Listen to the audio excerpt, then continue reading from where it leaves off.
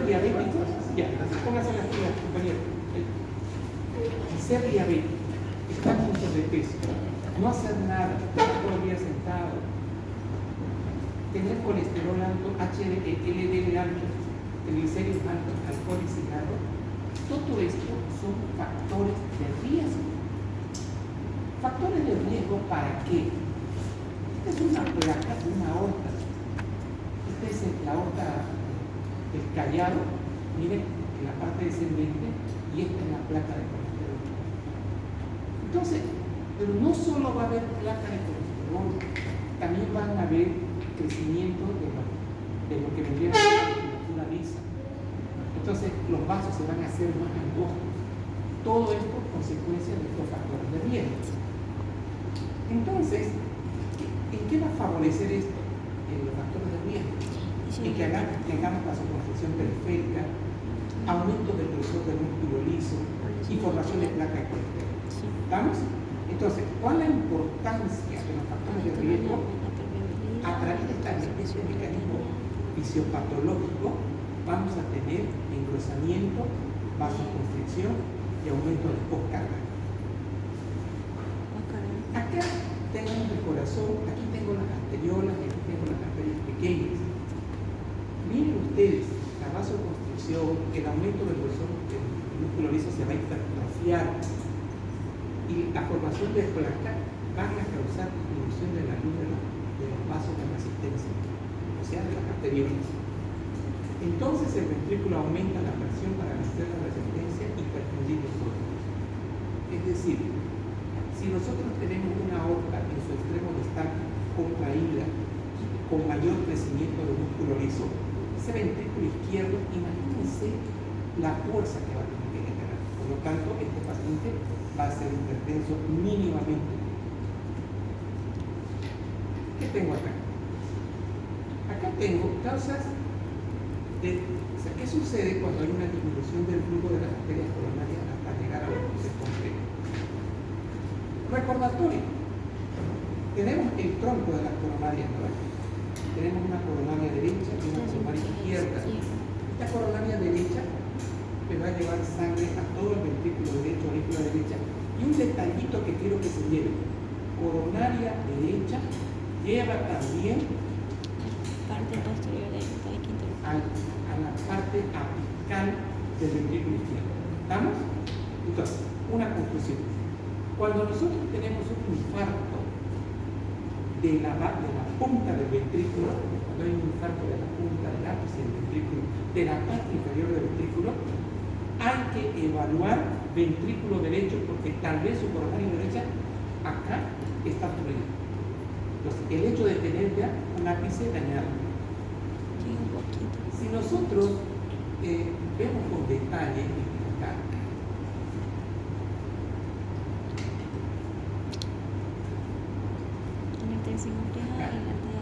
miren, ¿ven la función?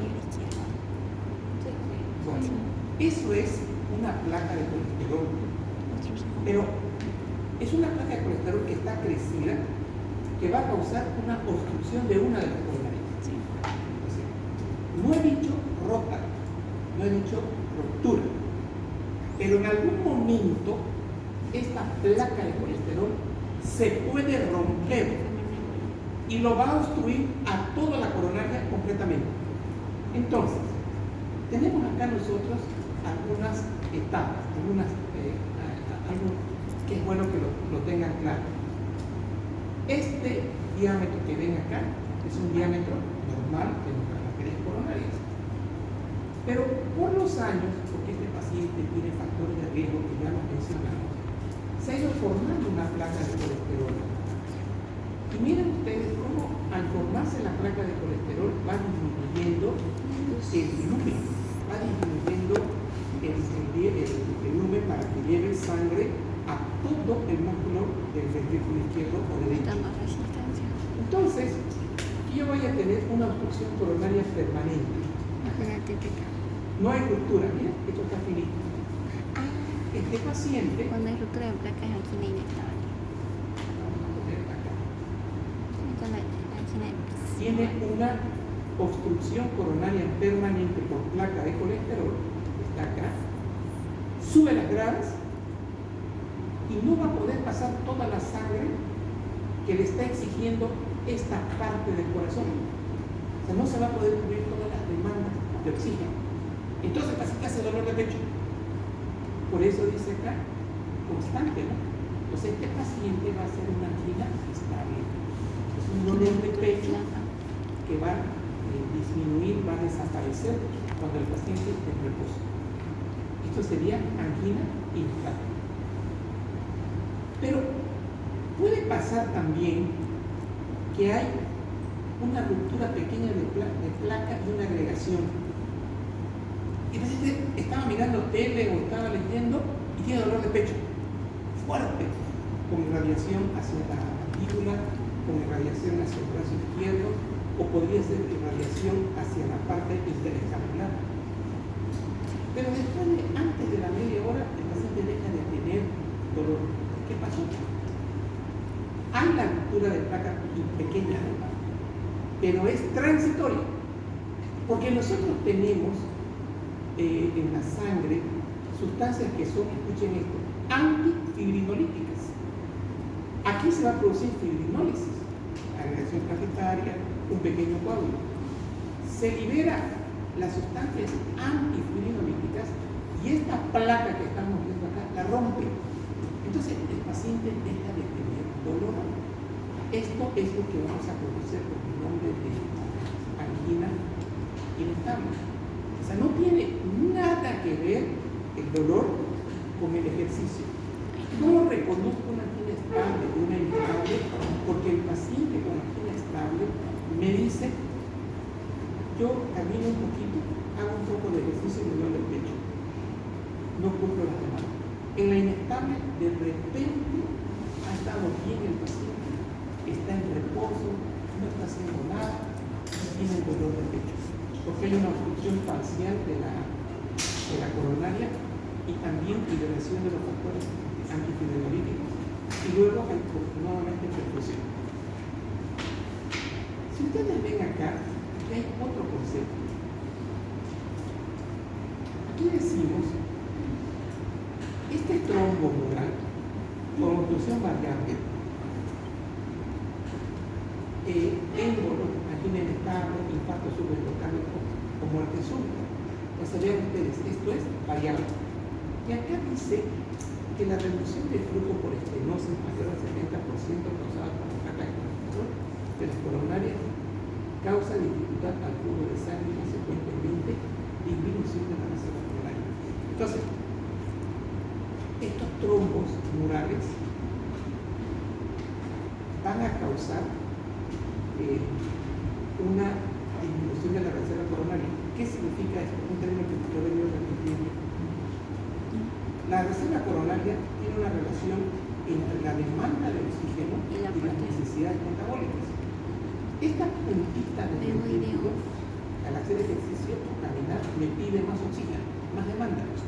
Por esta obstrucción o por esta obstrucción no le puedo dar toda la demanda de oxígeno. Entonces, a eso me estoy refiriendo como disminución de la reserva coronaria. ¿Por qué? Porque la cantidad de vasos que hay en este sector no acompaña, hay poquitos vasos, es decir, no se ha adaptado, no hay angiogénesis. Entonces, estos vasos que debería haber aquí angiogénesis no funcionan. Entonces, consecuentemente, yo voy a tener una disminución de la reserva coronaria. Ahora, miren este detallito. ¿Qué dice acá? Obstrucción variable. Entonces, para resumir, angina estable, inestable, es una obstrucción variable mayor al 70%. ¿Estamos? Pero, miren lo que dice acá.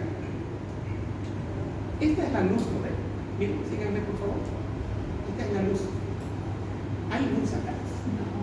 Y aquí, ¿qué dice? Trombo oclusivo. Aquí era trombo mural con obstrucción variable. Aquí es trombo oclusivo, obstrucción total, más del 90%. Entonces, cuando nosotros tenemos trombo oclusivo, estamos hablando de un infarto agudo de miocardio.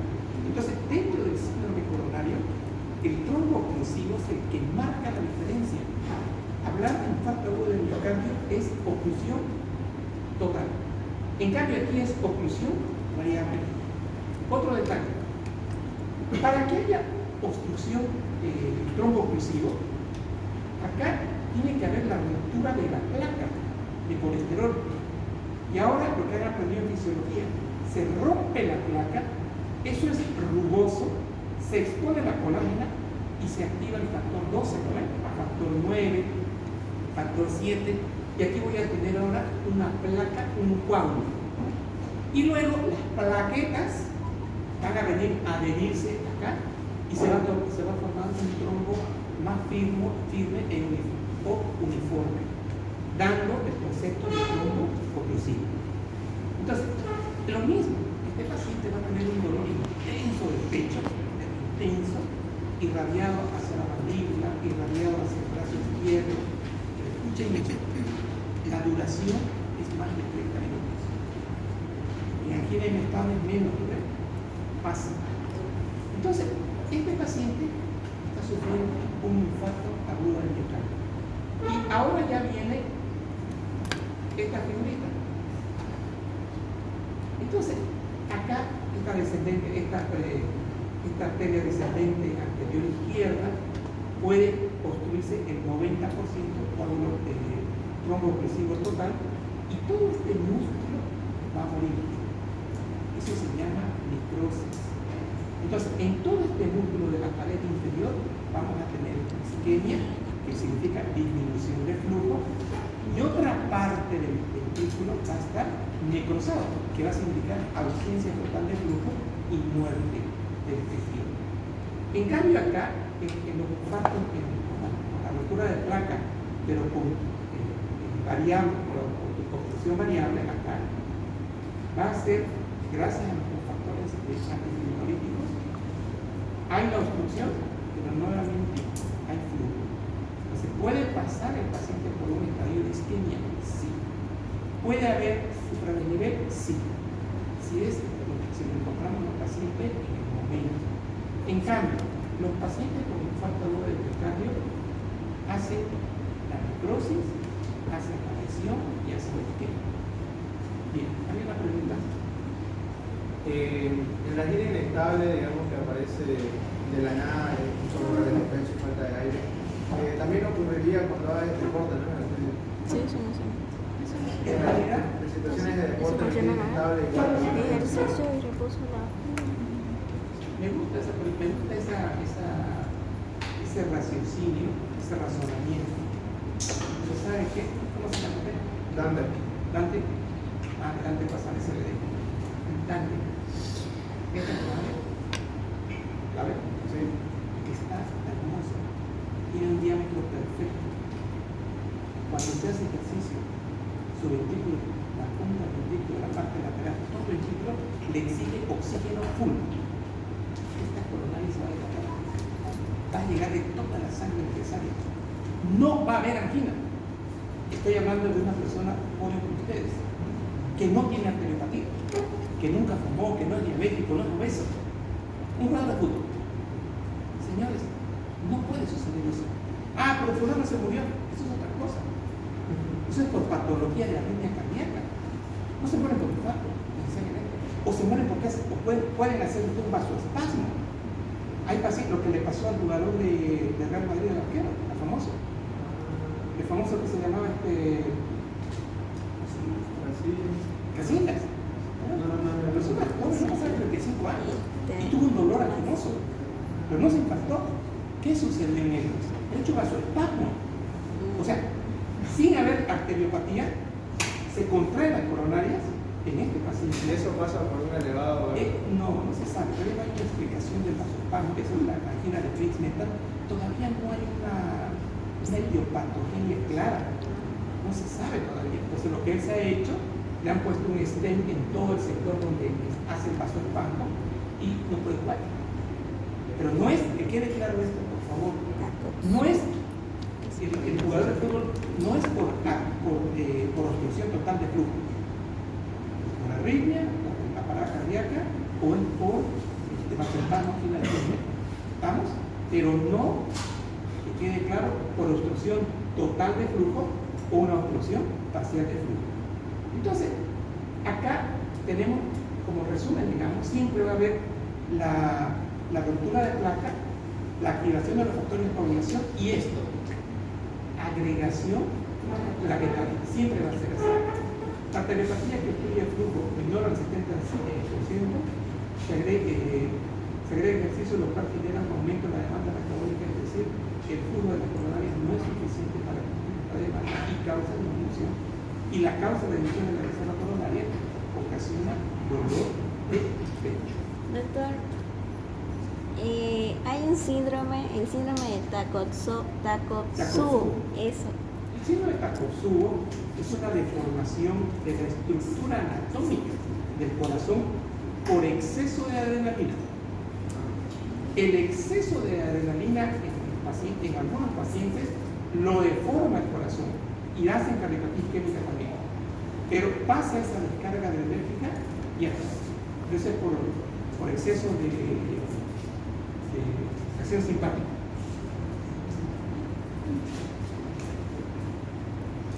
Doctor, acerca de ese síndrome, dice que es como un infarto literal, pero hay un vasoespasmo y es cuando el paciente tiene alguna reacción muy fuerte, la muerte de un ser querido, tal vez terminar una relación o algo así, y se realiza un tratamiento farmacológico igual que un paciente con infarto. A ver, vamos a partir de algo. ¿Por qué, si yo a ustedes les puedo dar la perloticia a toditos, la perloticia que pueden imaginar, no hacen Takotsubo? Pero ¿por qué ella podría ser Takotsubo? Por hipersensibilidad. Porque todos pueden liberar la misma cantidad de adrenalina, pero sus receptores adrenalina ya tienen más receptores. Entonces ahí van a ser los vasospasmos. Entonces ahí se genera un Takotsubo. Porque si no todos tendríamos Takotsubo, pero no tenemos todos feliz. ¿Ya? Gracias, bien. doctor. Ahora, aquí que tengo, ¿las cardiopatías isquémicas constituyen la primera causa de muerte a nivel mundial? Sí. Más concretamente, la mortalidad secundaria de un infarto del miocardio, sí, con elevación del segmento ST. Esto es muy importante que ustedes lo tengan claro. Ya el hecho de tener una elevación del segmento ST, ya ese paciente está en riesgo de Infarto transmural. Sigue siendo altamente significativo en los países desarrollados y se encuentra en estrecha relación con factores de riesgo modificables que dijimos, ¿no? Edad, peso, diabetes, alteración del metabolismo. ¿Cuál es la forma de presentación? Clase clínica. O sea, ¿de qué depende la mortalidad? Si yo hago un infarto y debuto con edema agudo de pulmón, ese es un Killer 4. Tengo más posibilidades de morirme. Si yo hago un infarto y debuto con una línea de mediano esfuerzo, es un Killer 2. Tengo menos posibilidades de morirme.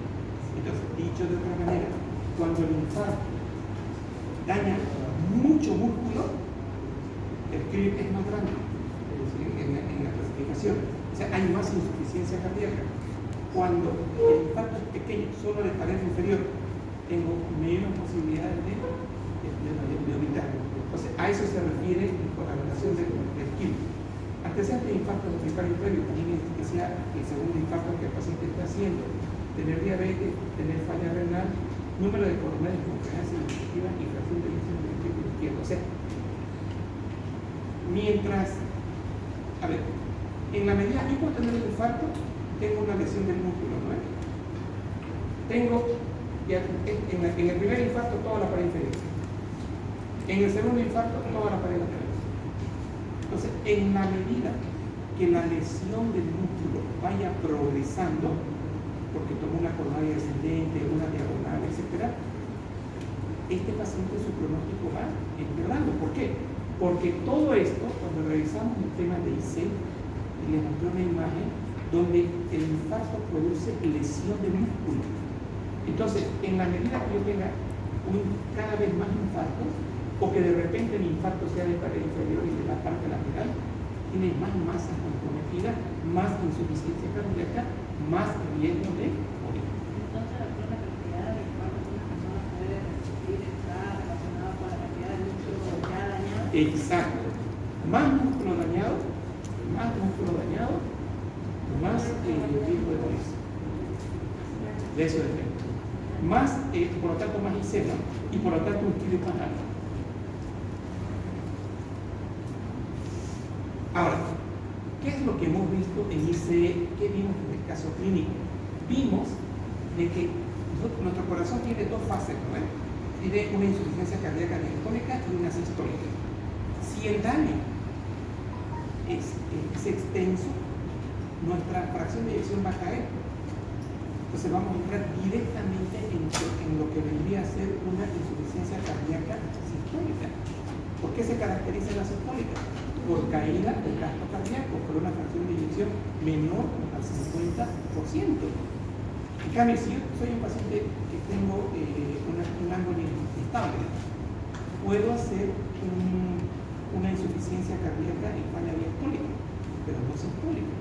Entonces, por eso dice acá, en la medida que vaya reduciendo la fracción de eyección, significa que ha habido mucho daño de masa miocárdica.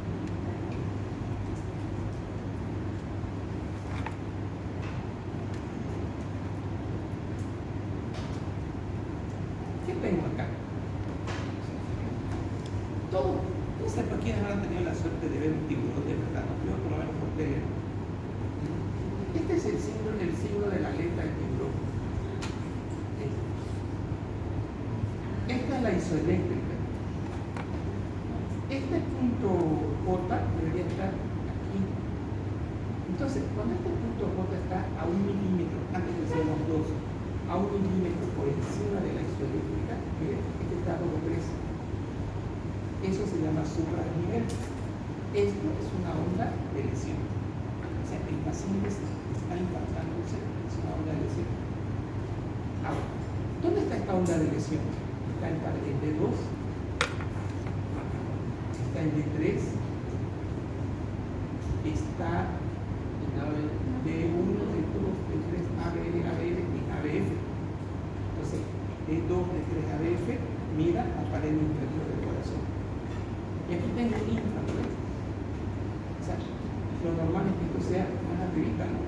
Esto es un infranivel. Y aquí tengo otro, mira, supra. Esto es toda la parte lateral del ventrículo izquierdo. O sea, este paciente tiene un infarto de la pared inferior y de la pared lateral. Las posibilidades del riesgo de morir son altas, ¿no? Porque tiene toda la pared inferior, toda la parte lateral. Y este paciente le hacemos una ecografía y en este sector va a tener una alteración de la contractilidad miocardia en toda la parte lateral y en toda la parte inferior. Entonces, este paciente va a ser inmediatamente una insuficiencia cardíaca con sistólica, con fracción de eyección menos del 50%. Entonces, ¿por qué? El infarto lesiona el miocito, lo lesiona, lo invalida el miocito. Bien, entonces, ¿cómo reconocemos que ese ventrículo se está infartando? Por el supradesnivel. ¿Qué es importante saber?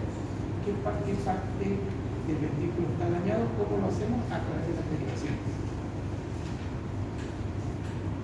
Él dice, aunque este patrón puede catalogarse en este momento como un supradesnivel, se trata de un infarto en la evolución. El paciente está sintomático. Cuando dice sintomático significa dolor torácico opresivo. ¿Cómo me definen los pacientes de dolor torácico? Dos definiciones me dan, la verdad que no las he visto en el libro. Me dicen, siento que una persona de 500 kilos está sentada en mi pecho, para decir dolor opresivo. Siento que usted me abre mi pecho con su mano, para decir dolor. Por lo tanto, este paciente, aparte del dolor y la irradiación, va a estar con taquicardia, va a estar con la piel sudorosa. Esto es lo que se avisa de pánico, va a estar anormático, va a tener una intensa vasoconstricción, porque está actuando el simpático. ¿Ya? Entonces, esa es la característica.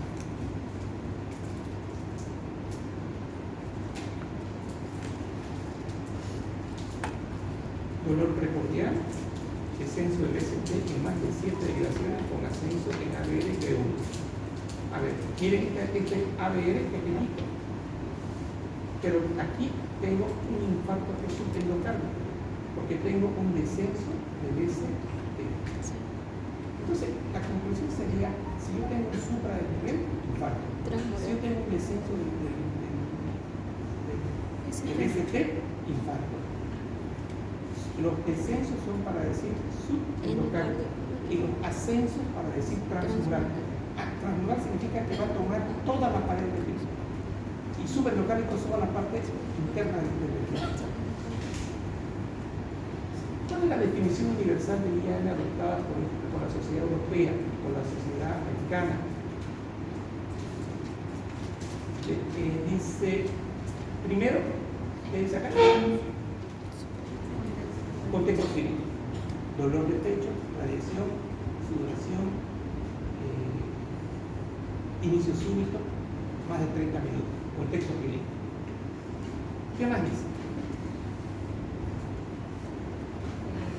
Adecuado con presencia de elevación de los biomarcadores cardíacos. O sea, se está produciendo, escuchen, la oclusión, ¿no ven? Está habiendo tejido nefrótico y tejido isquémico. Se están liberando sustancias como ser troponina. La troponina uno la evalúa a través de un estudio. Depende del laboratorio. Hay unos que son 0,2, 0,5, 1. En el paciente que revisamos en el caso clínico la semana anterior de insuficiencia cardíaca, un dolor intenso de pecho y él tenía una troponina de 7. Valor normal 0,5, me parece que era el del laboratorio. O sea, biomarcadores acorde con la clínica. Se pide troponina que me evalúa, pero después de las 3 horas. O sea, si yo la pido antes de las 3 horas, tal vez me salga negativo. Después hay que pedir CPK-MB, que es otra enzima específica de lesión miocárdica. Ahora, síntomas de isquemia. Nuevas alteraciones de isquemia en el electrocardiograma, o sea, supra o infra. Presencia de onda Q, evidencia de un nuevo infarto en el detector de imagen cardíaca. O sea, hago un ecocardio y ahí voy a ver una alteración de la construcción, o voy a hacer una cineangiografía y ahí vamos a ver la obstrucción de la arteria coronaria.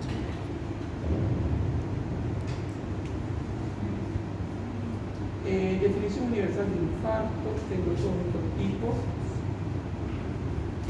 Para nosotros nos vamos a quedar con lo que vendría a ser infarto de miocardio espontáneo relacionado con isquemia debido a un evento coronario primario como esto es lo que se dice. Erosión de la placa, ruptura, fisura o disección de placa. Entonces, ¿qué es erosión de placa? La placa de colesterol se va a romper en el medio. Es placa de colesterol, o sea, se va a erosionar, se va a romper o se puede fisurar. Eso va a activar a los factores de coagulación para que se tape toda la coronaria. El infarto de miocardio secundario al desbalance isquémico incremento en la demanda de oxígeno aporte ocurrido, ejemplo, espasmo coronario, embolia coronaria, anemia renal. O sea, este es otro tipo de infarto que no tienen que ver con placa, ¿no? Estos tienen que ver con espasmo coronario o el paciente que tiene una anemia 2 de hemoglobina sobre 15 y el paciente camina, o se puede hacer un infarto, o el paciente está con un ataque ventricular, está tan fuerte la frecuencia cardíaca que en fase de diástole las coronarias no perfunden. Entonces, fíjense que no está relacionado esto con placa, pero sí está relacionado con dolor de pecho. Son otras las causas que pueden dar los dolores de pecho.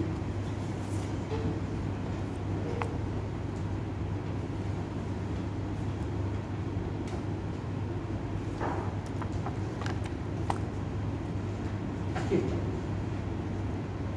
Miren, estas supra, desnivel, supra, desnivel, supra, desnivel. Ahora, esta es la onda de lesión. Pero, ¿qué más tengo acá? Esta es la onda Q. La Q. Vean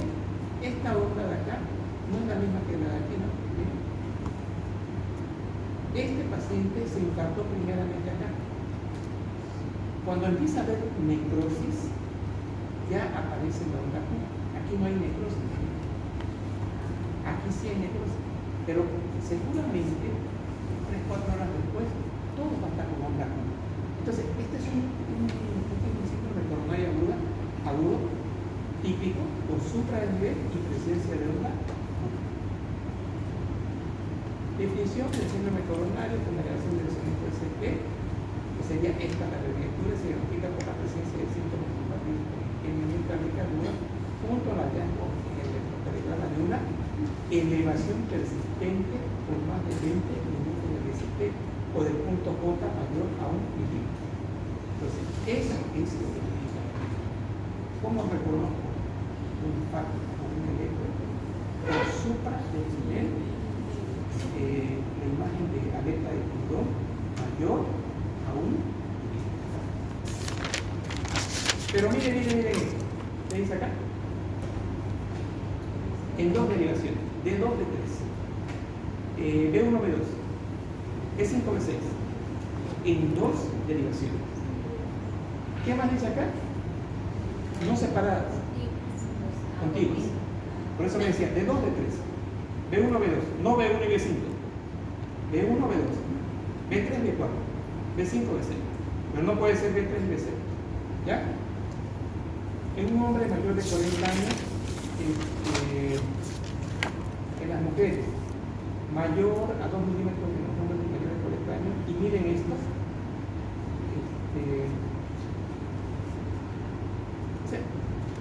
como mayor a 2 milímetros, esto hay que sacar, como mayor a 2 milímetros ya está, ese paciente tiene un infarto. Existen algunos supuestos en los que el diagnóstico radiológico puede ser difícil, por el caso que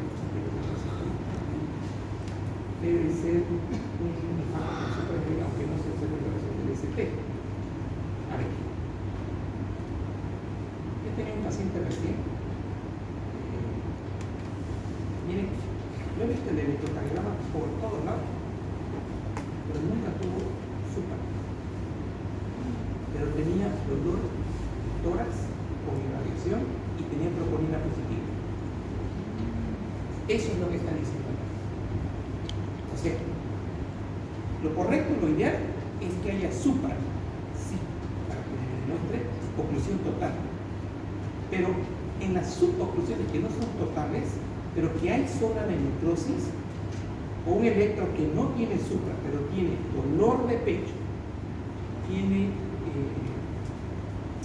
presencia de enzimas positivas, sí puedo hacer el diagnóstico de un infarto que se llama no Q. O sea, es un infarto no Q. Entonces yo tengo dos infartos ahora. Q con supra y no Q. No le voy a dar ni supra, ni va a tener Q, pero va a tener enzimas altas y va a tener clínica de dolor.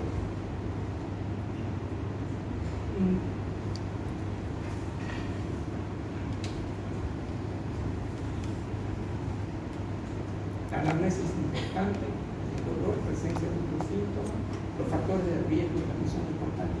El diabético tiene un problema, no le duele. El diabético está infartado y de repente hace una IC, no le duele porque su sistema de conducción del dolor, su primera fibra aferente del dolor, está lesionada por las diabetes. Dice acá, la exploración clínica con especial atención a la presencia del signo de hipoperfusión periférica e insuficiencia cardíaca. Es el paciente que de repente hace insuficiencia cardíaca aguda, presión venosa yugular aumentada. Mi papá estaba bien, dice el paciente, el familiar, y de repente empezó a respirar mal. Y tiene estreptones criticantes por aumento, que está haciendo aumento de la presión venocapilar. ¿Es segura, señora? No, es segura, es segura. Entonces hay una clínica, y miren, venosa yugular, porque estamos en fibra del lado derecho. Y uno le pregunta al paciente, el paciente tiene demencia cerebral, que dice, ustedes lo ven en línea, ustedes lo ven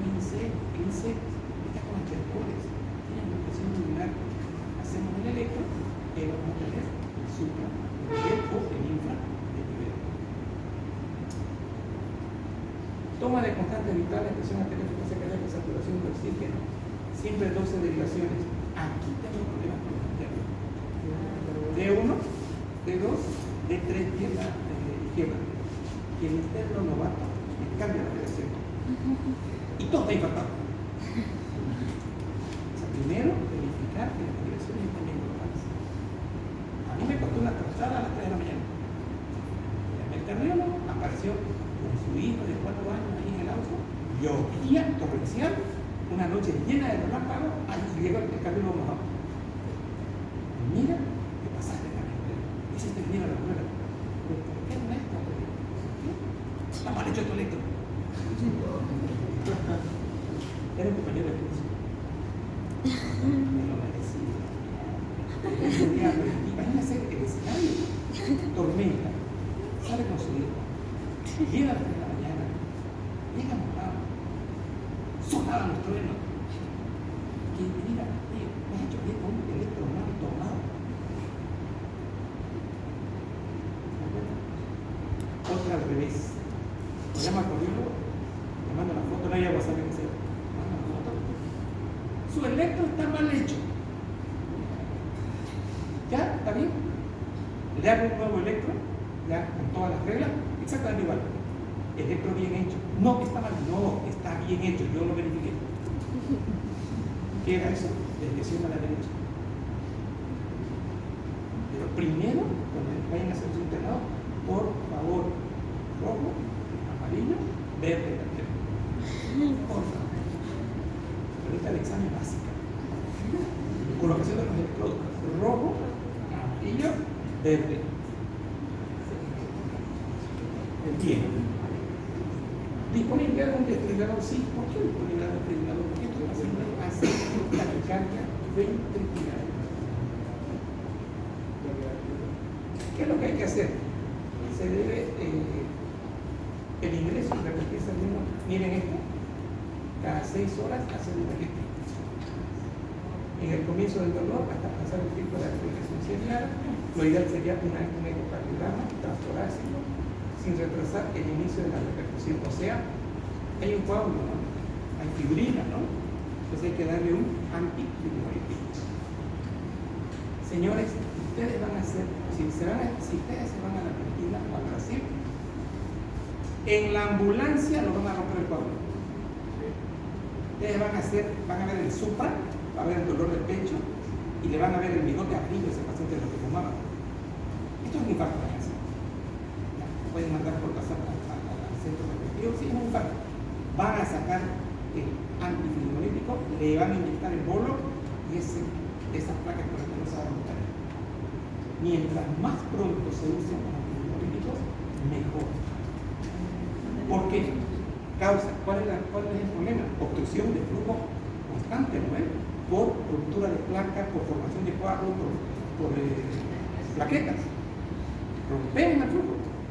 Rompemos el coágulo con antifibrinoídicos. Eso lo van a hacer ustedes. ¿Ya no? ¿Perdón? El verdadero problema es la obstrucción. ¿Y quién es el ente que causa la obstrucción? Un coágulo con plaquetas que está ahí, con agresión cafetaria. ¿Ya? Perdón, sí. Hablé de plaquetas, ¿no? Sí. Señores, antes dábamos aspirina, o mejor dicho, damos aspirina. ¿Qué hace la aspirina? Es un antiagregante plaquetario. Y le damos 4 tabletas de clopidogrel, que es otro tipo de antiagregante plaquetario, para que las plaquetas traten de desprenderse, para que no siga formando adherencia. O sea, eso es lo que se hace en 1 minuto. Por si cuando vayan a una ambulancia, van a traer todo eso ahí. Y van a medicar así a su paciente. En esos 15 minutos que ustedes van a demorar, ya han hecho el tratamiento. El tratamiento es con nitroglicerina para vasodilatar y reducir el dolor. Morfina, la ampollita viene de 10 miligramos. Una ampolla de 10 miligramos se diluye en total en 10 cc.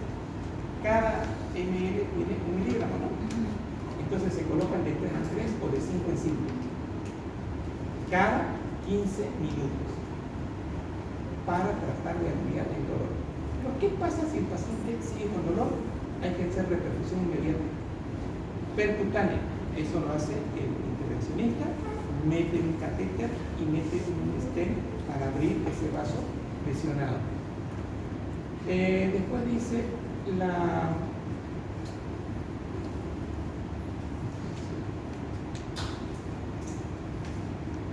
fibrinolisis para la solución.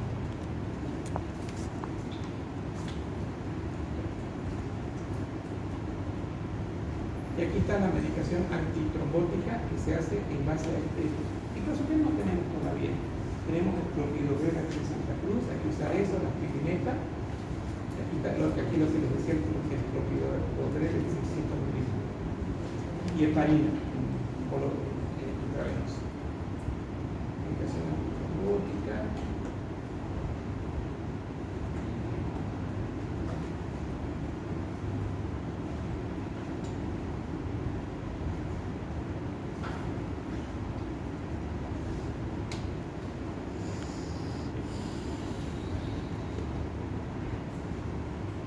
Este paciente tiene náuseas, desmayos, pérdida de conocimiento, ya que se le encuentra tirada en el piso y con orines. O sea, estaba en coma. Glicemia es diabética 445, factor de riesgo. Poco comunicativa, pero que respondía cuando se le hablaba. Se le pregunta si le duele el tórax. Dolor en la región del omóplato, dice la paciente. Miren las presiones todavía aceptables. Y la presión todavía aceptable. Flujo urinario ausente, estaba en la nube. Era hipertensa. Señores, si yo soy hipertenso y manejo 180 a 100 de presión, esta presión es hipotensión. Y cuando hablábamos de hipotensión, y yo estoy hablando de choque cardiogénico, ¿qué aparece en mi cerebro? Aparece hipotensión, hipoperfusión renal, hipoperfusión cerebral, hipoperfusión cardíaca. Entonces, si es renal, ahí se va a liberar el sistema de rendimiento del sistema cerebral. Activación del simpático, intenso vasospasmo, intensa vasoconstricción, más hipoperfusión. Entonces, fíjense, flujo urinario ausente, anúrico. O sea, estamos hablando ya de choque cardiogénico. ¿Por qué? Usted se sale de la definición porque nos dijo que la definición es 90, es histórica. Sí, pero hay que salir del contexto. Si el paciente es hipertenso, esta presión ya es hipotensa para él, o hipotensión. El corazón está rítmico, sin soplos, pulmones, sin estertores y sin sibilancia, o sea, quiere uno. No hay insuficiencia cardíaca, no hay del agua de pulmón. La paciente está anúrica, hipotensa, cae la presión 85-60 a pesar de usar drogas vasoactivas, choque de tipo cardiogénico. Cuando está en choque se le da 20 ml de peso de fisiológico y al no haber respuesta se solicita un electrocardiograma de ventrículo de dicho. Hora 18 se hace el electrocardiograma del ventrículo derecho y se encuentra un infarto en el ventrículo derecho. Mire, la troponina que hemos mencionado, valor tope. ¿Cuánto tiene? 40. O sea, tiene clínica de infarto. Entonces, vean acá, esto es para recapitular lo que han aprendido. Placa de colesterol. Esto de acá es una arteria obstruida. Zona de necrosis es esto. Y aquí está la zona de necrosis de todo el diámetro. Miren, este es una subendocárdico y este es un infarto total, transmural. ¿Qué más tengo acá? Diferencia entre placa estable y inestable, ya les comenté. La placa estable se caracteriza por una capa fibrosa gruesa y un núcleo necrótico pequeño. O sea, no hay ruptura. Es una placa gruesa, no va a romperse. Frecuentemente con calcificaciones que suelen causar obstrucciones intestinales importantes, además de un grado de inflamación baja. Entonces, eso quiero que se lleve. La placa de colesterol de los estables no se rompe porque es muy gruesa. Y ahora miren esto. Aquí dice un detalle. ¿Qué dice acá? Vulnerable. Por tener una cubierta fibrosa o delgada. Por eso es que se rompió. Porque la cubierta fibrosa es delgada. Por eso se rompió. Y un núcleo lipídico grande, no pequeño como acá. Producto del acúmulo de fosfolípidos de membrana, de depósitos acumulados por la hemorragia dentro de la placa y las presencias de la musculatura lisa que sufrieron apoptosis. Hay mucha inflamación local, lo cual puede ser de alto grado, su cubierta delgada le ofrece, esto siempre sale en el examen. Su cubierta delgada le ofrece poca protección y es muy propensa de sufrir daño físico para referible a ruptura de placa. Esta sería la placa inestable que se puede infartar. Aquí tengo, fíjense, obstrucción, ruptura de placa y obstrucción total, infarto agudo de miocardio. Aquí tengo, miren,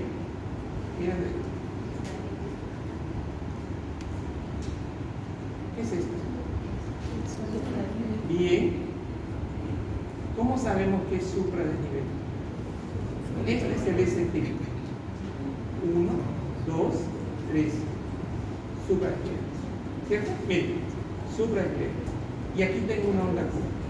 ¿Qué derivación? De 2, de 3, no está, ABF. O sea, siempre van de la mano.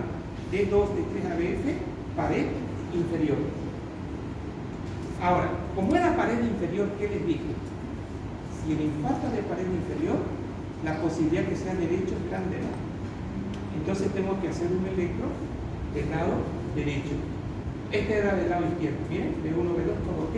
Y esta onda T negativa es onda de isquemia. Onda de isquemia significa pequeño flujo disminuido en todas las partes laterales del ventrículo izquierdo. Veamos acá. Este de acá, este electro,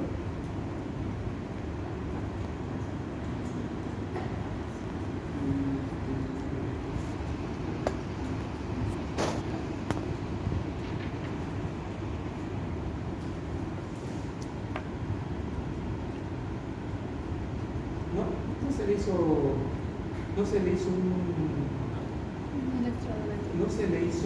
un nuevo del lado derecho. ¿Pero por qué se asumió que era del lado derecho? Debería haberse hecho. ¿Cuál es el infarto que debuta con hipotensión severa? Ventrículo derecho. Los infartos de ventrículo derecho son lo que usted ve.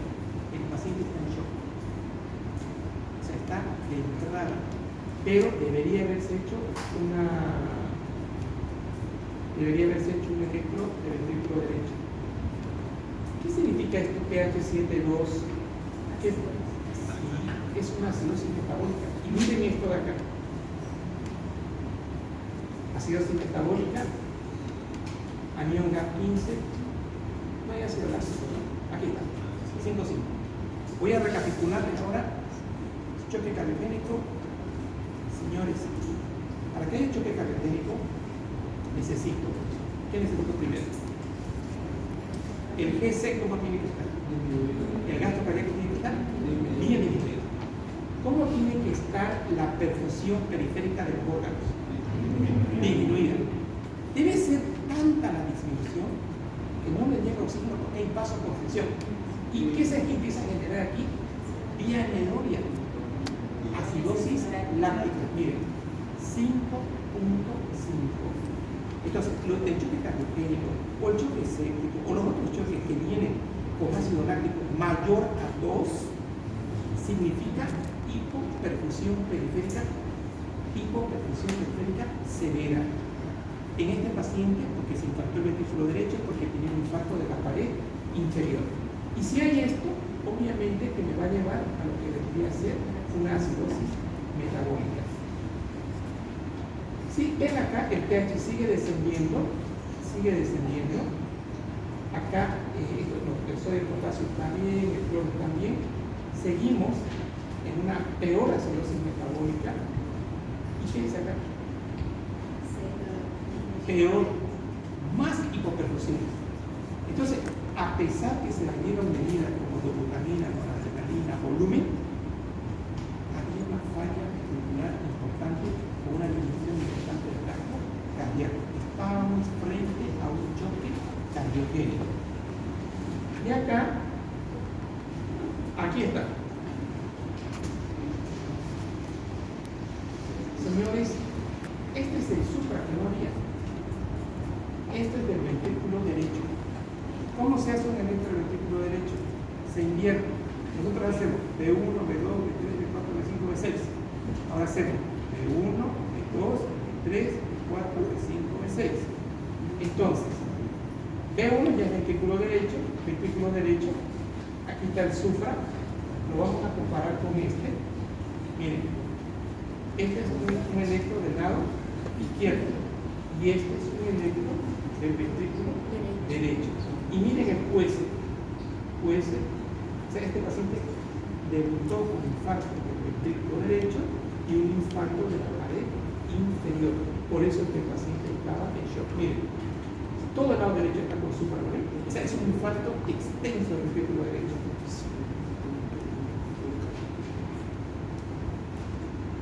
Bien, y con esto terminamos. ¿Qué tengo acá? Repito.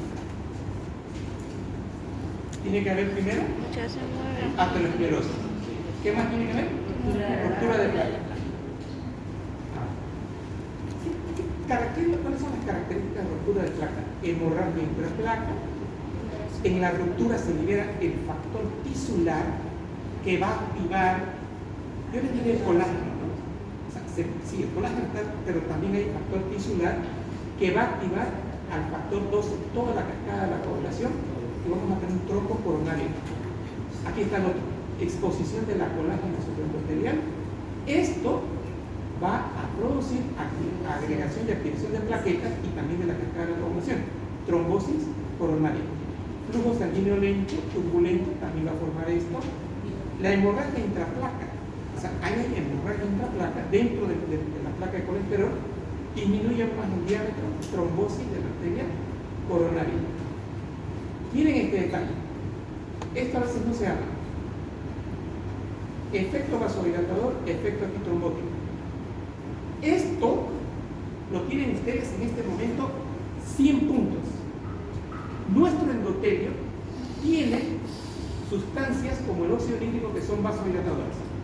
Nuestro endotelio es tan liso, pero tan liso, que no se forman trombos. En los pacientes que hacen infarto, existe una reducción del efecto vasodilatador y del efecto antitrómbico. Consecuentemente, vasoconstricción, que va a favorecer la trombosis coronaria. Entonces, ahí ya tenemos el historial de la trombosis coronaria, cómo se lleva a cabo la formación del trombo plaquetario, se dice con la adhesión plaquetaria de plaquetas en el subendotelio. Aquí está el famoso factor de von Willebrand, circula en forma inactiva, siempre está inactivo con Willebrand. Se activa, ¿qué dice acá?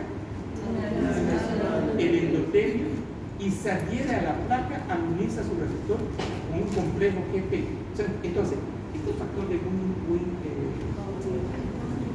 Willebrand se va a unir por sus receptores a la plaqueta y también está mediado por estos receptores. Esta induce la activación plaquetaria que se une directamente al colágeno, ya no solo factor de von Willebrand a la plaqueta, sino al colágeno. Se va a adherir esa placa de colágeno, esas plaquetas al colágeno, y ahí tenemos que se unen directamente al colágeno. Las glicoproteínas pertenecen a la familia de las integrinas y se unen a plaquetas por medio de los receptores GP. Esto, en el segundo paso en la formación del trombo plaquetario, es la activación de las plaquetas.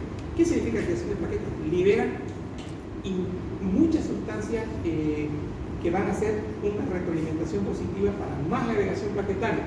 Al activarse las plaquetas, incrementan la secreción de moléculas activadoras de plaquetas, mediadores de inflamación y reparación vascular.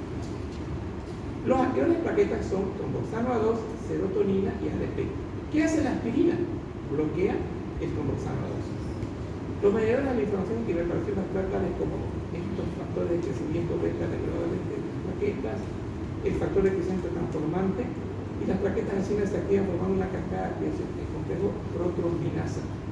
Y las trombinas son potentes activadores de plaquetas. Miren, estamos entrando en un círculo vicioso que se une a sus respectivos receptores en nuestra producción plaquetaria. Y aquí viene ya ahora por qué clopidogrel. Finalmente, la agregación plaquetaria se lleva a cabo con el E2B2A. de la superficie de la plaqueta que recibe el pirinógeno que se une. Entonces, aquí es donde va a actuar el clopidogrel, o el otro producto más que le mencioné. Entonces, tenemos que dar por eso aspirineta o aspirina y un bloqueante de estos receptores de pirinógeno para que no se activen más plaquetas. Y aquí está eso. Miren, aquí tengo endotelio lesionado, este es el factor de Van-Willebrand. Hay la adhesión de las plaquetas y por estos receptores que estamos viendo acá. El pirinógeno se une acá y se van agregando más plaquetas. Esta es una pregunta que hice en el examen. ¿Qué es el trombo rojo y qué es el trombo blanco? Ahí. Bien. Acá la población va como un recordatorio. La onda T indica isquemia miocárdica. Bien, hemos quedado en la página 19. No, 20.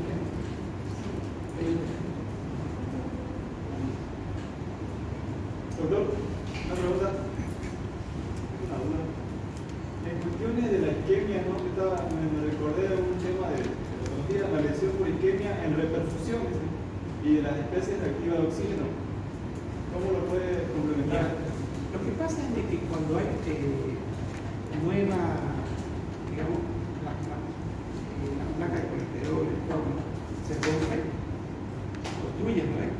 Y luego nuestras propias sustancias antifibrinoides intentarán reperfundir, cosa que no es en su totalidad. O sea, al usar ya la mano del médico con los medicamentos, hay reperfusión. Esa reperfusión, o sea, esa nueva llegada de flujo sanguíneo libera sustancias que son especies reactivas de oxígeno, que son radicales libres, o sea, no es nada bueno. No es nada bueno porque se puede generar nuevos vasos. A eso se refiere. Bien, a ver, antes de que se vaya, ¿cómo hago para grabar? Sí.